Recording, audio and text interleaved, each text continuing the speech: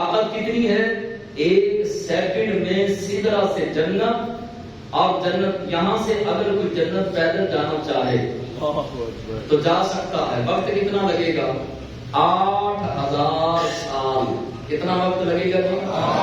8000 سال لگیں گے پیدل جاتے ہوئے جنت تک، کیونکہ 7 آسمانوں کے اوپر ہے جنت۔ تو جبریل علیہ السلام کو کتنا وقت لگا؟ 1 سیکنڈ۔ 1 سیکنڈ کے اندر دمبا لیا، پہنچ گئے، اسماعیل کو اٹھایا، دمبے کو نیچے رکھا۔ یہ شان ہے خدمت گاروں کی، سرکار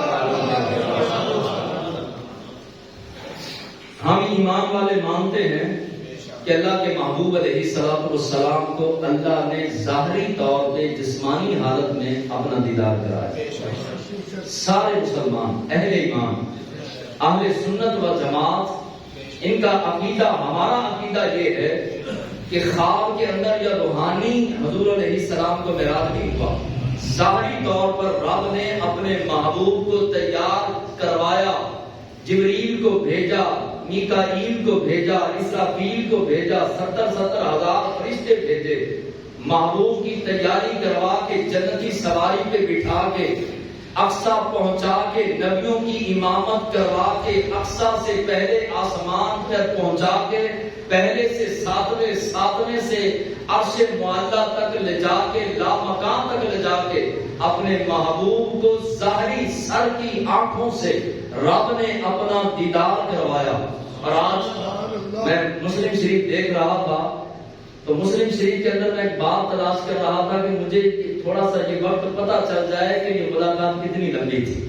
تو امام مسلم نے بڑی پیاری بات لکھی، فرمایا کہ چپ کر، یعنی کہ اپنے آپ کو فرمایا تو لاکھوں سال بھی لگا رہے تو اس وقت کو نہ گن سکتا ہے، نہ دیکھ سکتا ہے، نہ شمار کر سکتا ہے۔ البتہ اندازہ دیا، جو راز و نیاز ہوئے نا اللہ کے ساتھ، اللہ کے محبوب کے راز و نیاز ہوئے، راز کی باتیں ہوئی محبوب کی، محبوب کے ساتھ۔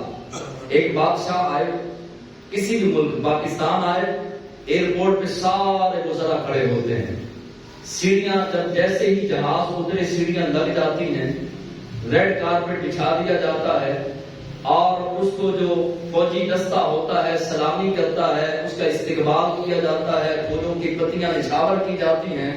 اس کے بعد اس کو محل میں لے کر جایا جاتا ہے، محل میں سب سے تعارف ہوتا ہے، سب کے درمیان جو ہے بٹھایا جاتا ہے، سب کے ساتھ تعارف کروا کے پھر ایک خاص کمرے میں اس کو لے جایا جاتا ہے۔ اب اس خاص کمرے کی باتیں عملے کو بتائی نہیں جاتی، عوام کو بتائی نہیں جاتی۔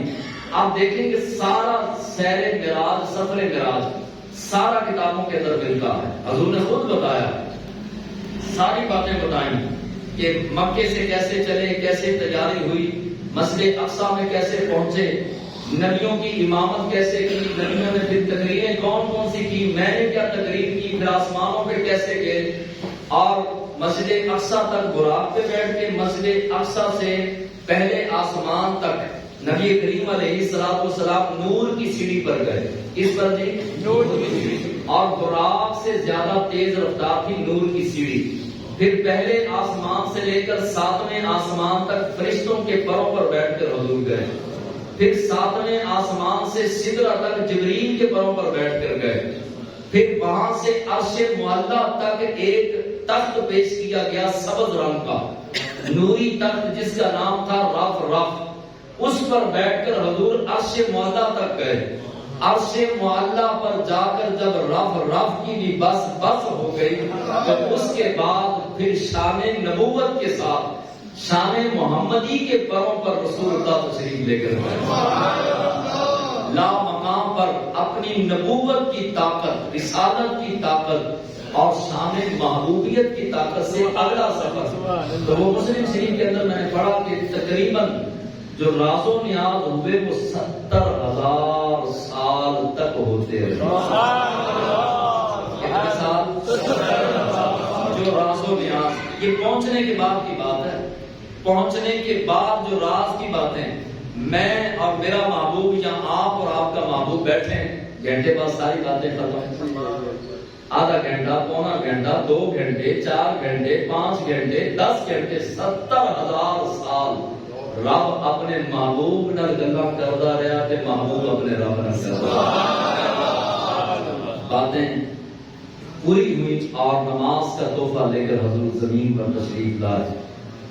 اب جو ہے وہ نبی کریم علیہ السلام نے فرمایا کہ میں نے معراج کی رات دیکھا کچھ ایسے لوگ تھے کہ جن کے پیٹ شیشے کی طرح تھے اور جس طرح برج بڑے بڑے برج ہوتے ہیں برجوں جتنے پیٹ پہاڑ جتنے پیٹ تھے.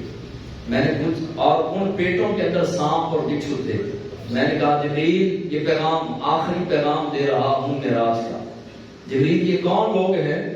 تو عرض کیا یا رسول اللہ صلی اللہ علیہ وسلم یہ سود خور ہے. کون ہے؟ یہ سود خور ہے اور ان کو ہزاروں سال یہی سزا ملتی رہے. حضور فرماتے ہیں میں تھوڑا سا آگے گیا تو کچھ لوگوں کو چت لٹا کر زمین پر لٹا کر بڑے بڑے پتھروں کے ساتھ وہ پتھر مارا جاتا, ان کا سر ٹکڑے ٹکڑے ہو جاتا اور وہ ٹکڑے دور دور تک جا کے گرتے. پھر تھوڑی دیر کے بعد ان کا سر جڑ جاتا. پھر فرشتے اٹھا کے وہ پتھر ان کے سر پہ مارتے, پھر وہ سر ٹکڑے ٹکڑے ہو جاتا. حضور فرماتے ہیں کہ میں نے جبریل سے پوچھا, حضور جانتے تھے لیکن ہماری وجہ سے پوچھا نا جبریل سے, اگر حضور خاموش رہتے تو بات ہم تک نہیں آنی تھی. حضور نے پوچھا جبریل یہ کون لوگ ہیں؟ عرض کیا یا رسول اللہ صلی اللہ علیہ وسلم یہ بے نمازی جو نمازوں کو ترک کرنے والے ہیں. حضور فرماتے ہیں میں تھوڑا سا اور آگے گیا تو میں نے دیکھا کہ تر و تازہ گوشت سامنے پڑا ہے, لیکن یہ تر و تازہ گوشت چھوڑ کے صاف ستھرا گوشت چھوڑ کے مردہ پاس قریب ہی مردار کا گوشت پڑا ہے اور یہ اس مردار کے گوشت کو کھا رہے ہیں اور جیسے وہ کھاتے ہیں وہ گوشت انگارے بن کے ان کے پیٹوں میں جاتا ہے اور یہ چیخ و پکار کرتے ہیں. حضور فرماتے ہیں میں نے پوچھا یہ کون لوگ ہیں؟ کہا یا رسول اللہ یہ اپنے بہن بھائیوں کی اپنے مسلمان بھائیوں کی غیبتیں کرنے والے ہیں. اللہ کے محبوب علیہ السلام نے فرمایا کہ میں نے ایک جگہ پر دیکھا کہ کچھ لوگ انگارے کھا رہے ہیں. میں نے کہا یہ کون لوگ ہیں؟ تو کہا یہ چغل خور تھے, چغلیاں کرنے والے.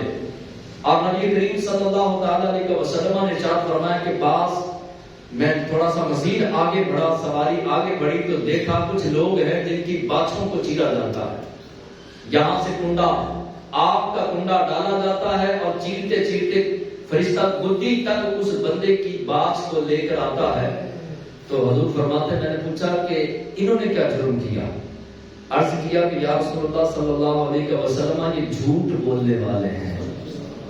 حضور فرماتے ہیں میں نے بعض عورتوں کو دیکھا جو بالوں کے بل اور چھاتیوں کے بل لٹکی ہیں جہنم میں. میں نے پوچھا ان کی سزا کیوں ہے؟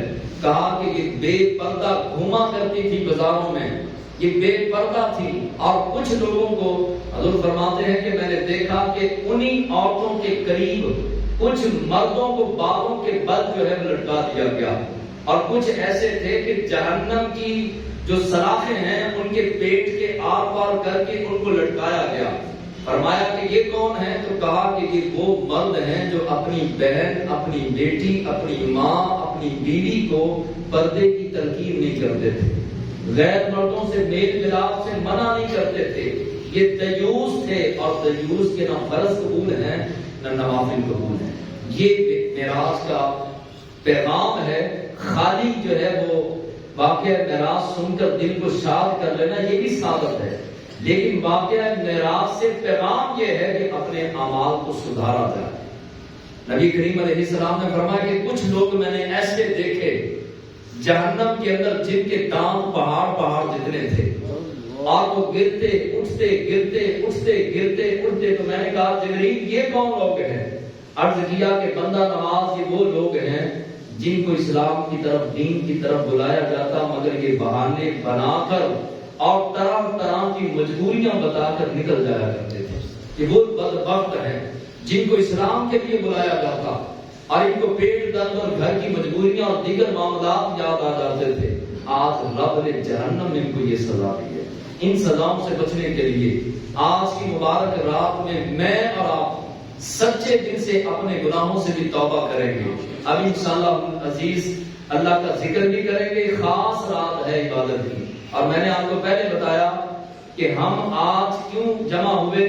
ہم حضور کے باراتی بننے کے لیے, اور چاہے ہم باراتی ہیں پھر بھی بھکاری بھی ہیں اور حضور کے در کے کمی بھی ہیں، ہم نے اپنے حصے کی بیل لے کر جانا ہے۔ وہ مراسی آتے تھے نا پہلے شادیوں پہ، تو کہتے تھے لاڑے دی بیل باپ کی طرف سے، بھائی کی طرف سے، فلاں کی طرف سے، تو وہ پھر دیکھا دیکھی دینی پڑتی تھی، تو وہ باپ دیتا تھا، یار دیتے تھے، سنگی ساتھی دیتے تھے۔ تو پوری کائنات کا رب، پوری کائنات کو بنانے والا آج ویل لینی ہے اس کے یار کے نام کی، اور ویل میں کیا چاہیے جی؟ بخشش چاہیے، ہم بخشش کے بھکاری ہیں۔ تو ہمیں اللہ تبارک و تعالیٰ آج کی اس مبارک اور مقدس رات میں اپنے محبوب کی بیل کے طور پر، محبوب کے صدقے کے طور پر اللہ ہماری جھولیوں میں بخشش کی سوغات عطا فرمائے۔ تو انشاءاللہ ذکر ہوگا، اور ذکر کے بعد انشاءاللہ العزیز ہم اللہ کی بارگاہ میں دعا کریں گے۔ اور یہ بھی ذہن میں رکھیے